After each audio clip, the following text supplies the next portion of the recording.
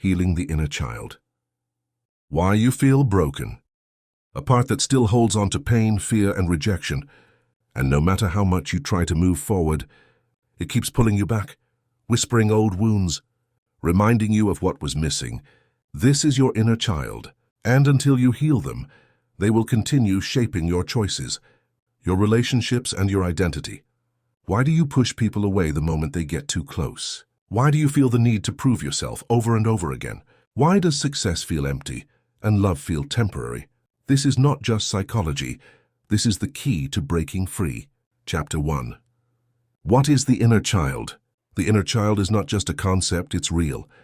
It's the emotional part of you that still carries every rejection, every unspoken need, and every wound from childhood.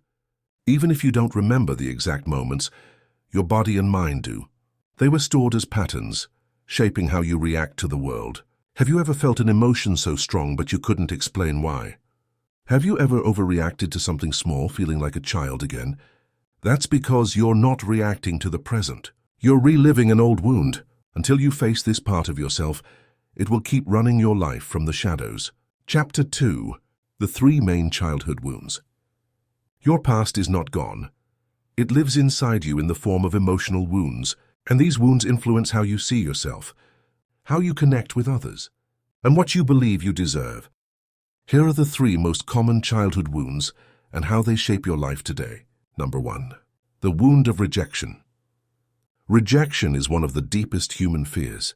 If you grew up feeling unwanted, dismissed, or like your emotions didn't matter, you likely developed the belief that I am not enough. Maybe you were the quiet kid, always overshadowed by others. Maybe you tried to express yourself, but someone told you, stop being dramatic. Maybe you learned that being invisible was safer than being yourself. Psychological effect in adulthood. Fear of expressing true emotions. Tendency to chase validation. Feeling too much or not enough. Healing exercise. Write a letter to your younger self telling them, you deserve to be heard, you deserve to be loved, and you still do. Number 2. The wound of abandonment. Neglect doesn't always look like abuse. Sometimes it's silence. Sometimes it's growing up in a house where love was cold, where affection was rare, where emotions were seen as weakness. If you grew up feeling emotionally or physically abandoned, your inner child believes that love is temporary, that no one stays forever. This creates attachment anxiety, trust issues, and fear of being alone. Psychological effect in adulthood. Clinging to relationships, fearing they will end. Constantly seeking reassurance. Self-sabotaging relationships before the other person can leave first. Healing exercise. Stand in front of a mirror and say out loud, I will not leave myself. I will not abandon my emotions. I am safe with myself. Say it every day. Watch what happens. Number 3. The wound of worthlessness.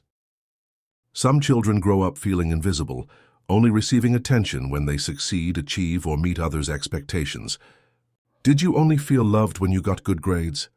Did you feel unworthy unless you were useful to others? This creates a lifetime of perfectionism and self-criticism.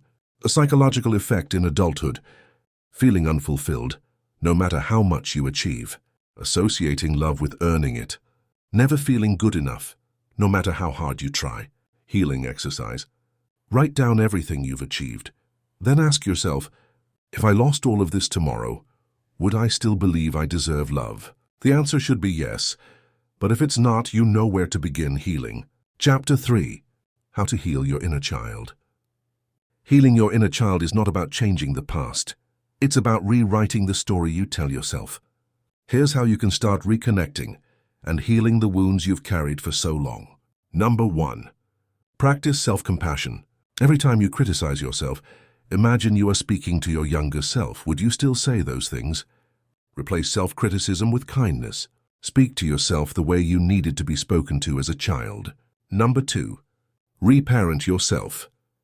What if instead of waiting for someone to heal your wounds, you became the parent you needed? Give yourself permission to rest. Give yourself permission to play. Give yourself permission to feel. The love you seek is not in the past. It's in how you treat yourself today. Number 3. Release the fear of feeling. Many of us learn to suppress our emotions because feeling meant danger. But healing means allowing yourself to feel, fully and without shame. Journaling exercise.